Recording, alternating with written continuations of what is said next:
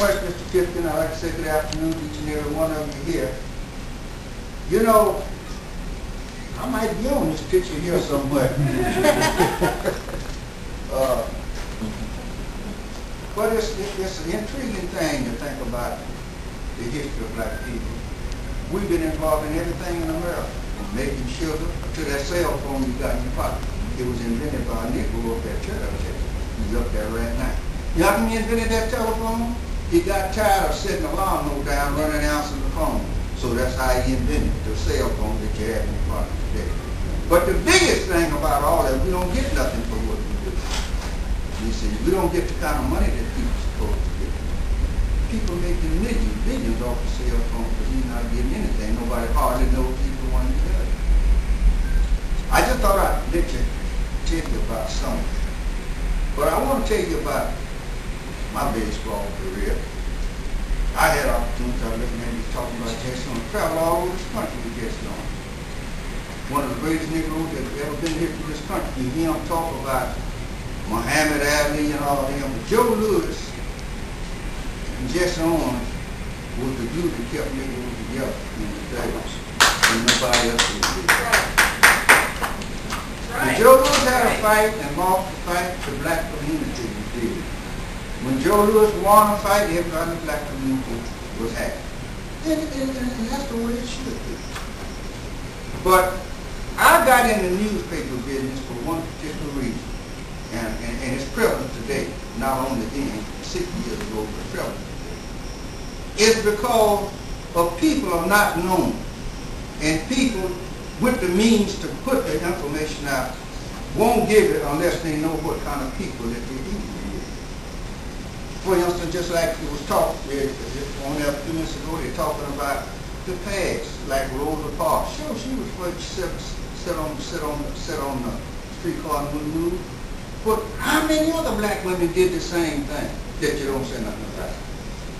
You hear him talking about Martin Luther King, which is the greatest Negro I ever thought in my life. My whole 85 years, I've never seen nobody. Fred Shuttleworth down in Alabama did the same identical thing.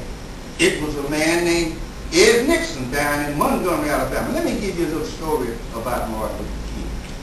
Martin Luther King was called to a church in Montgomery, Alabama, Reverend. And when they had the Montgomery Improvement Day, they would say, well, they'd been so tough on the Negroes in Montgomery, Alabama, and they didn't have no way of out. So all the preachers there named John, I know you may have read about it. They said, well, just make him the president because they're going to run them out of town anyhow. That's how Martin Luther King came to the front. They said they're going to run him out of town. Said, well, they're going to run him out to run everybody else out. But he had one thing in mind. He had some stick to it. He stuck with it and got the people together. They walked for 367 days. They wouldn't touch the street. That's what I tell people right now, all over this country, even back over and down. If it ever get to be a just cause for black people, they'll stick together. But they don't go with bullcorn. They've been bullcorn so much by so many people. But if you get a just cause, they'll go along with the just cause. And that was a just cause. That started everything in America. That stopped them from people from riding on the back of the bus. Like right over there in Dallas. I was born and raised there. Down in South Dallas, all across Hatchet Street, the people was a total black neighborhood. This is how ungrateful people are and how people are mistreated. A whole black neighborhood. They had those signs on the streetcar.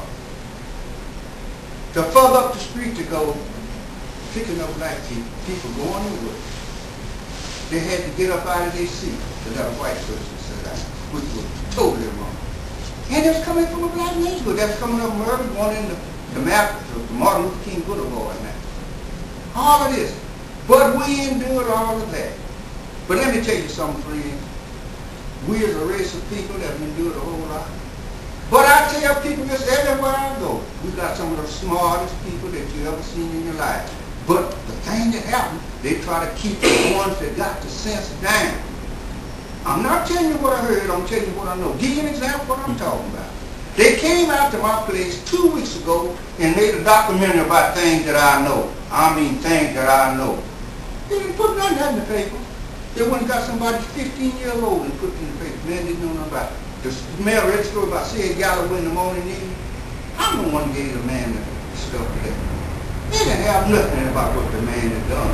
Talk about what his nephew teach school. His nephew wasn't even born when he was doing it. That's the kind of information that we miss. That's the reason I have a newspaper today, to teach people. My people are not dumb. They just don't have no access to the immediate stuff like these television shows and all that. They get a television program, they get some comedian to put on there. We're not a bunch of clowns. It's not a community of clowns. You got a lot of smart people in this community who could do a whole lot of things, but they don't ever get the access to it. Because as soon as they hire them down there, they train them and they get away from them. Here's an example of what I'm talking about. I have a parade. It's the first or second biggest Martin Luther King parade on that day in the United States, not only in Texas. You know what a black boy asked me this year about that parade? He said, why are you celebrating this parade today? I just turned around and walked off them because I had some words that I wanted to use that I didn't want to. Here's a black man. A black man. We honoring a black man, and he asked me why we honor him. That's the silliest thing I've ever heard in my life. I would never ask. I could see some white person ask, but a black person and another black person ask. That's what they done. You've got to quit programming yourself to listen to people. I was talking to this lady here about her grandma. I'm 85 years old, but you know I keep my mind fresh because I read everything I get in my hand. And I retain it, I practice it. Like in trailers across there, you see them numbers, I always count them. I don't care what, I just be sitting at home telling you I count them. That's the key.